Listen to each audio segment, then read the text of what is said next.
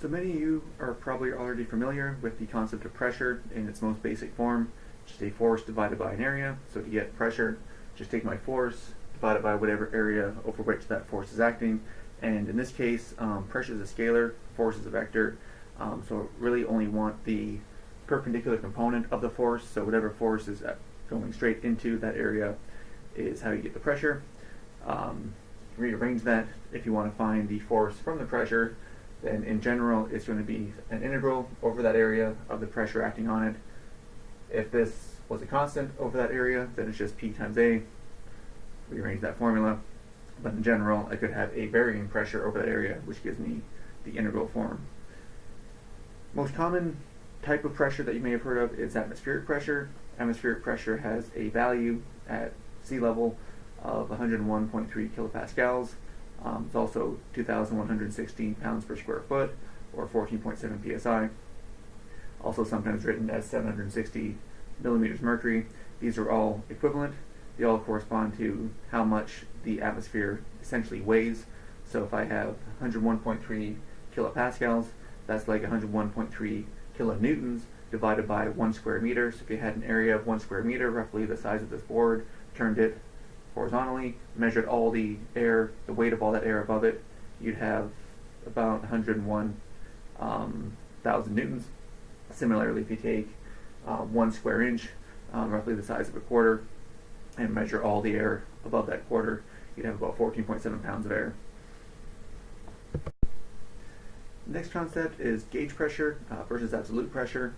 So absolute pressure is the pressure you're pretty much used to dealing with. It's the pressure you use in the ideal gas law. It's how much pressure there is reference to a vacuum. So a vacuum is zero pressure. Add some stuff to that, you start getting positive pressures. Gauge pressure is reference to atmospheric pressure. So this is kind of like the difference between Celsius and Kelvin. Kelvin being the absolute temperature at absolute zero. Celsius being a temperature that starts off at zero at another value, in this case the freezing point of water. So we kind of have that for atmospheric pressure. In terms of pressure, gauge pressure, atmospheric pressure is basically zero. So anything lower than atmospheric pressure is going to be negative. Anything higher than atmospheric pressure is going to be positive. So a quick question associated with this. You have your car, want to measure the air pressure in your tire. So you go and measure that, and you find that the air pressure in your tire is 30 psi. That's what the tire pressure gauge tells you. Now, is that a absolute pressure, or is that a gauge pressure? So to answer that, we need to figure out what's going on inside my tire and with the pressure gauge. So I have some tire, I have the pressure inside my tire pushing outside on all the surfaces. Then my little pressure gauge here measuring what pressure is inside of it. Now this picture is drawn here doesn't show the full extent of the situation because it doesn't show the outside. We have atmospheric pressure pushing in on the tire. So in addition to the pressure on the inside pushing outwards, we have atmospheric pressure pushing inwards, and what this pressure gauge is actually measuring is the difference between the two pressures. So measuring the difference between the two pressures is taking atmospheric pressure to be zero. So in other words, this is gauge pressure. So when you use your pressure gauge to measure the pressure in your tire, that is gauge pressure. So just like for temperatures, it's good to be able to go between Celsius and Kelvin. Sometimes dealing with Celsius temperatures, want to use the ideal gas law, so need the absolute temperature in Kelvin. Same deal for pressures. Sometimes we're dealing with gauge pressure, want to be able to convert that to absolute pressure in case you need to use, again, the ideal gas law or any other thermodynamic quantity. So a few examples here to do that. So converting between absolute and gauge pressures. In terms of PSI, PSI-A, A means absolute. PSI-G, means gauge. It's a nice easy notation way to say which one we're dealing with. Unfortunately, SI system doesn't have a nice easy way. You just have to write gauge or absolute abs afterwards. So want to convert 30 psi absolute into a gauge pressure. So how much is 30 psi in terms of gauge pressure? And similarly for the other ones. So So all of these involve either adding or subtracting atmospheric pressure in the different units. Just a matter of getting it right, make sure you're going the right way. So 30 psi absolute, want to add atmospheric pressure 14.7 or subtract 14.7. Which one is it? So the correct answer here, want to be able to subtract 14.7, 30 psi absolute, that's the total pressure we have. Atmospheric pressure is 14.7 of that, so what's left over is 15.3, so 15.3 psi gauge, 15.3 psi more than atmospheric, so for 30 total. Next one, we have 140 kPa as a gauge pressure. What is that as an absolute pressure? So going the other way here, meaning that if I have 140 kPa reference to atmosphere being 0, that means in total, absolute, I have another atmospheric pressure on top of that, or 241.3 kPa in that case. And the last one's 100 psig. What is that as an absolute pressure? And 60 kPa as an absolute pressure. What is that in terms of the gauge pressure? So try to figure those out on your own. So hopefully what you got from that is 114.7 psia for the first one, and negative 41.3 kPa gauge for the second one. Now you may be wondering, wait, why is this negative? I didn't think pressure could possibly be negative, but what you're thinking of is absolute pressure. Absolute pressure cannot be negative, but gauge pressure can. Gauge pressure just means I have 41.3 kPa less than atmospheric pressure. Again, this is like Celsius and Kelvin. Kelvin temperatures can never be negative, but Celsius temperatures can. Same deal here.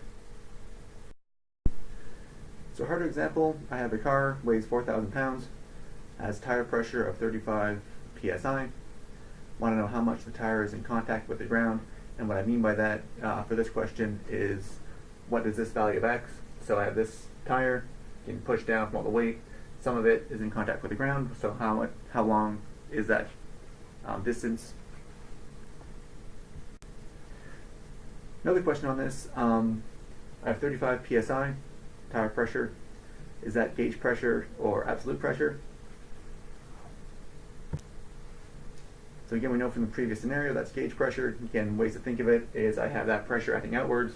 Here's atmospheric pressure is pushing inwards. So it's the difference between the two. The other way to know is I measure that with a tire pressure gauge, so gauge pressure. So first thing to note with this is that we have 4 tires.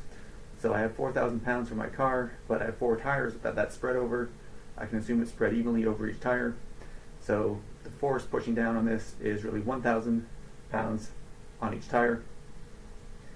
So to figure out the value of x, I know that force and pressure are related by force is pressure times area, and then that area is the area in contact with the ground, so x, and then times some width of my tire in and out of the board, so you can call that W. So solving for x is the force over the pressure times the width. Force, again, is this weight, so 1,000 pounds, pressure of 35 pounds per square inch, width of 9 inches, gives me 3.17, and units all cancel out to inches, so that's the value of x that I want. So we talked a little bit about atmospheric pressure, and it comes from the weight of the atmosphere. And so if you go up to different points in the atmosphere, so atmospheric pressure is at sea level basically. If you change sea level, you go up to mountains, you have different pressure, and that's because pressure changes with elevation. Essentially, you have less atmosphere above you. So we want to figure out how that actually affects the pressure.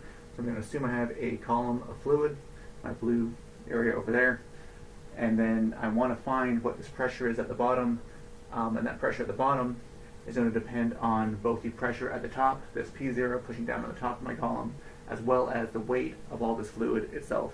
So in terms of atmospheric pressure, I have 0 for my pressure on top. I'm just dealing with the weight, but in general, I could have some pressure on top, some column of fluid, and want to know what the pressure is at the bottom.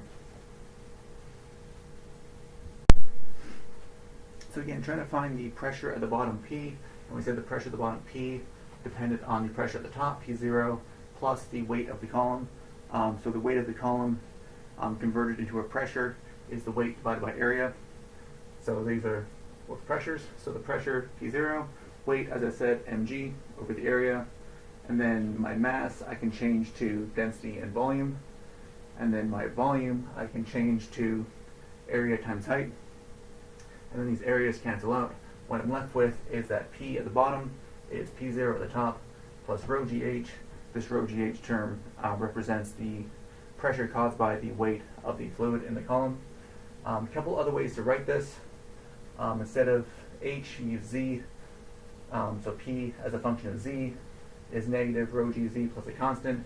Constant equal to the top pressure. Difference here is a minus sign, generally because Z is measured upwards. H is usually the depth of the fluid, so H being downwards, so that's why there's a minus sign there. The more formal, official way to write this is dPdZ is negative rho G. This takes into consideration if your density is a function of height, so your density might change, such as what happens in the atmosphere. The density is not a constant, so I assumed here my density was a constant to get this equation and that equation as well. So if you just assume density is constant, you integrate this, you get the Z come out, so that's exactly the difference between those two equations. But if density is a function of Z, you have to integrate it more formally in this form. So this is kind of the official version of the hydrostatic pressure equation for constant density reduces to one of those two forms. So a couple examples using this hydrostatic pressure. So first one, you dive to a depth of 10 meters underwater. What pressure do you experience? So anyone with a diver certification should know this. So using my equation, P is P0 plus rho GH. P0 is atmospheric pressure, that's what's on top of the ocean, wherever you're diving. And then in terms of rho GH, density of water, 1,000 kilograms per cubic meter, G 9.81 meters per second squared, and H 10 meters. Then again we have a choice whether I want to write this as absolute pressure or gauge pressure. If I'm using absolute pressure, my atmospheric pressure is 101.3 kPa. If I'm using gauge pressure, I'm going to call that 0. So two answers, one absolute, one gauge. Generally just pick one. Pressure of 200 kPa absolute, that's roughly 2 atmospheres, or 100 kPa gauge pressure, roughly 1 atmosphere. So basically you've gained about 1 atmosphere of pressure, 1 atmosphere corresponding to the actual atmospheric pressure, so each atmosphere is 101.3 kPa. So for each 10 meters you dive, you gain about another atmosphere of pressure. So for my second example, I have a 50-foot tall water tower sitting on a 200-foot hill. Tower is completely full of water, so 50 feet of water in my tower. I want to know what the pressure is at a depth of 35 feet from the top. So you're going to do this guy slightly differently. You're going to use the other equation. P is negative rho GZ plus the constant. The way I can write that is basically take 2 points. So take P, move this to the other side, plus rho GZ is a constant. So at point number 1, P1 plus rho GZ1 equals that constant. At a different point, P2 rho GZ2 also equals that constant. So these two guys are equal to each other as well. So P1 plus rho GZ1 is P2 plus rho GZ2. In terms of my 2 points, I only care about the top of my fluid and 35 feet down. I don't care about all the other numbers, that's the only thing I care about. So point 1, I chose that point because I know what the pressure is there, it's atmospheric pressure. And I'm going to call that 0, so I'm going to be working in gauge pressure here. So that guy goes away. Z1, I'm going to call that 0. If I call that guy 0, then Z2 is negative 35 feet because I'm going down. So remember, Z goes up, positive, down, negative. So make sure that guy is negative. And then in terms of rho and G, that combination is exactly what the specific weight is. So I'm going to replace rho G with gamma. And I know gamma for water, 62.4 pounds per cubic foot. So in terms of my equation up here, P1 is 0, Z1 is 0, P2 is still there, rho G becomes gamma Z2. So P2 just negative gamma Z2, so negative 62.4 pounds per cubic feet times negative 35 feet. Get rid of the minus signs. Then I put positive 2,180 pounds per square foot, or divide that by 144 square inches in square feet. Gives me 15.2 psi and gauge pressure, PSIG.